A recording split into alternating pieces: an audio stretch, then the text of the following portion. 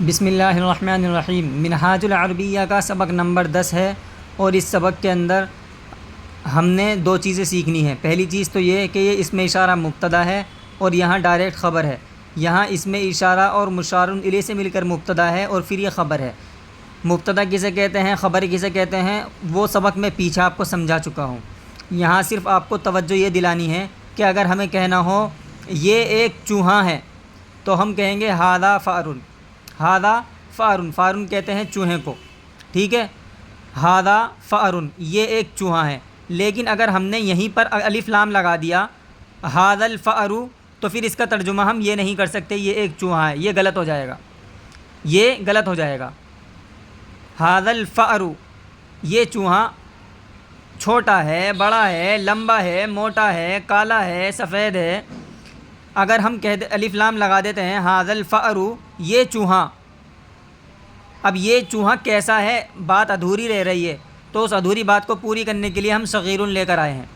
یہ چوہا چھوٹا ہے، ھذا فأر، یہ ایک چوہا ہے، ھذا الفأر صغیر، یہ چوہا چھوٹا ہے، یہ ایک چوہا ہے، یہ چوہا چھوٹا ہے۔ بات سمجھ میں آ گئی نا کیا کہنا چاہ رہا ہوں میں؟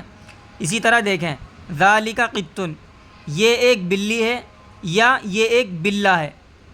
اور اگر ہمیں کہنا ہو یہ بلی بڑی ہے تو ہم کہیں گے ذالک قط کبیر، یہ غلط ہو جائے گا، بلکہ قط پر الف لام لگائیں گے اس طرح ذالک القط کبیر، وہ بلی، یہ ذالک کا ترجمہ ہوتا ہے وہ، ھذا کا ترجمہ یہ، ذالک القط کبیر، وہ بلی بڑی ہے، وہو ابیض، اور وہ سفید ہے۔ ذالک القط کبیر، وہ بلی بڑی ہے، وہو ابیض، اور وہ سفید ہے۔ ذالک طائر، وہ پرندہ ہے، ذالک الطائر غراب، وہ پرندہ کوا ہے، وہو اسود، اور وہ کالا ہے۔ بات سمجھ میں آ رہی ہے نا؟ اس سبق کے اندر کیا ہے؟ اس سبق کے اندر یہی بتایا گیا ہے کہ اگر ہمیں کہنا ہو ایک یا کوئی کا ترجمہ کرنا ہو تو بغیر الف لام کے خبر لے آئیں گے، اور اگر ہمیں کسی چیز کے بارے میں خبر دینی ہو تو اس میں اشارہ مشار الیہ سے مل کر مبتدا اور اس کے بعد میں خبر لے کر آئیں گے، ٹھیک ہے۔ یہ ایک چوہا ہے، یہ چوہا چھوٹا ہے، وہ ایک بلی ہے، وہ بلی بڑی ہے، اور وہ سفید ہے۔ اب یس کہتے ہیں سفید کو۔ ذالک طائر، وہ پرندہ ہے، وہ ایک پرندہ ہے۔ ذالک الطائر غراب، وہ پرندہ غراب کوا ہے، وہو اسود، اور وہ کالا ہے، ٹھیک ہے۔ چلیں آگے چلتے ہیں۔ ھذا درس، یہ ایک سبق ہے، ھذا الدرس جدید، یہ سبق نیا ہے، وہو سہل لا صعب، سہل کہتے ہیں آسان کو، صعب کہتے ہیں سخت کو، مشکل کو، وہ آسان ہے مشکل نہیں ہے۔ اب یہ سوال ہے، اس کا آپ کو جواب دینا ہے۔ جواب کیسے دینا ہے؟ میں نے سوال کیا کیف القط، بلی کیسی ہے، تو پیچھے سے آپ جواب دیے، کمنٹ میں ہمیں جواب دیں کہ بلی بڑی ہے مثلا، تو ہم کہیں گے القط کبیر، یا آپ کہہ سکتے ہیں القط ابیض، بلی سفید ہے۔ اس طرح آپ کو جواب دینے ہیں پیچھے سے دیکھ دیکھ کے۔ کیف الغراب، کوا کیسا ہے، تو آپ کہہ سکتے ہیں الغراب اسود، کوا کالا ہے۔ این مکہ، مکہ کہاں ہے، این مکہ، مکہ پہ ایک پیش آئے گا، کیوں آئے گا وہ ساری باتیں میں پیچھے کے سبق میں بتا چکا ہوں، مکہ پہ ایک پیش آئے گا، اتنا آپ دھیان رکھیں۔ اور حل انت اسود، کیا تو کالا ہے، یا کیا آپ کالے ہو، حل انت ابیض، کیا آپ گورے ہو، یا کیا تو گورا ہے۔ علی الانسان حمد، کیا انسان کے لیے تعریف ہے۔ حل انت فی حیدرآباد، کیا تو حیدرآباد شہر میں ہے۔ حل القرآن فی العربی، کیا قرآن عربی میں ہے۔ حل العربی لازم للمسلم، کیا عربی مسلمان کے لیے ضروری ہے۔ یہ گھوڑا ہے، دیکھیں ہے کا ترجمہ یہاں پر آ گیا، تو اس لیے ھذا فرس کہیں گے، ھذا الفرس نہیں کہیں گے۔ یہ گھوڑا، یہاں پر الف لام لگا دیں گے گھوڑے پر، ھذا الفرس، کیونکہ یہاں پر ہے کا ترجمہ نہیں ہے۔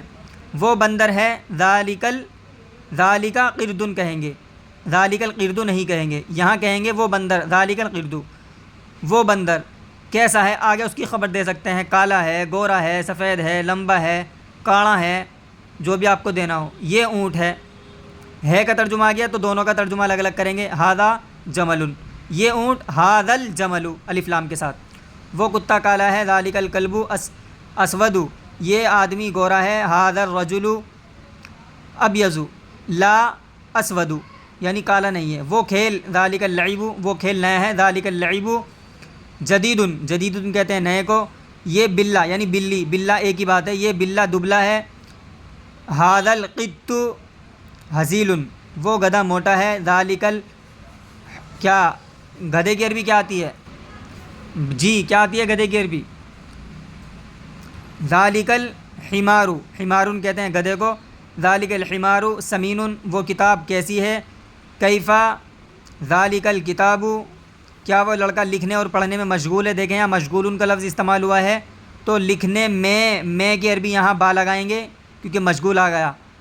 حل ذالک الولد بالکتابتی والقراءتی یا وبالقراءتی، ٹھیک ہے، کیا وہ گھر خوبصورت ہے؟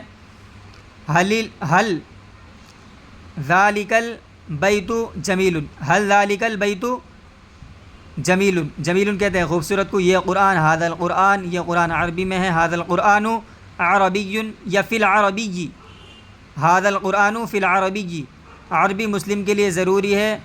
العربی ضروری للمسلم، وہ دین اسلام ہے. ذالک الدین اسلام، وہ عالم فقط علم سے اچھا ہے اور عمل سے نہیں. ذالک العالم جید فی العلم فقط، یا کہہ سکتے ہیں ذالک العالم فقط فی العلم جید، لیکن ترجمہ الٹا سیدھا ہو جائے گا، بدل جائے گا.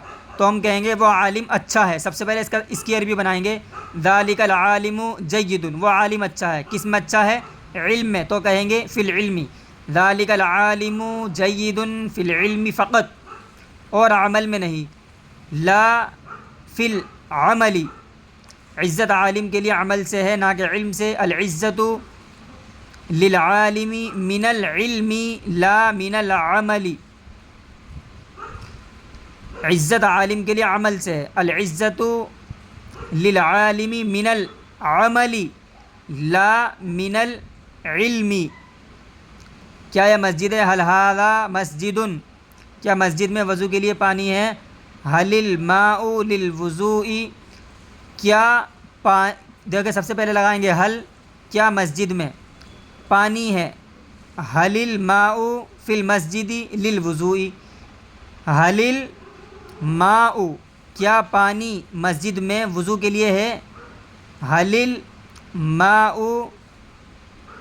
ترجمہ جو ہوتا ہے ہمیشہ عربی میں ادھر کی طرف سے ہوتا ہے. کیا مسجد میں وضو کے لیے پانی ہے؟ مسجد میں وضو کے لیے، تو ہم کہیں گے حل الماء للوضوء فی المسجد. فی المسجد سب سے بعد میں لے کر آئیں گے. حل الماء للوضوء فی المسجد. اب ترجمہ ہوگا کیا مسجد میں وضو کے لیے پانی ہے؟ ہاں. نعم، وہ اچھا ہے. نعم ذالک جید، کیا پانی وضو کے لیے ضروری ہے؟ حل الماء ضروری للوضوء. دیکھیں اس کو میں لکھ کر دکھا دیتا ہوں اس کو، تاکہ آپ کو اچھی طرح سمجھ میں آ جائے، ٹھیک ہے. دیکھیں میں نے لکھ دیا ہے آپ کے لیے، یہ دیکھیں. کیا مسجد میں وضو کے لیے پانی ہے؟ تو عربی جب بھی بناتے ہیں اس طرح بناتے ہیں، سوال جو ہوتا ہے وہ شروع میں لگاتے ہیں، اور اس کے بعد میں عربی اس طرح بننی چاہیے کہ آخر سے ترجمہ ہوتا ہوا شروع تک آ جائے.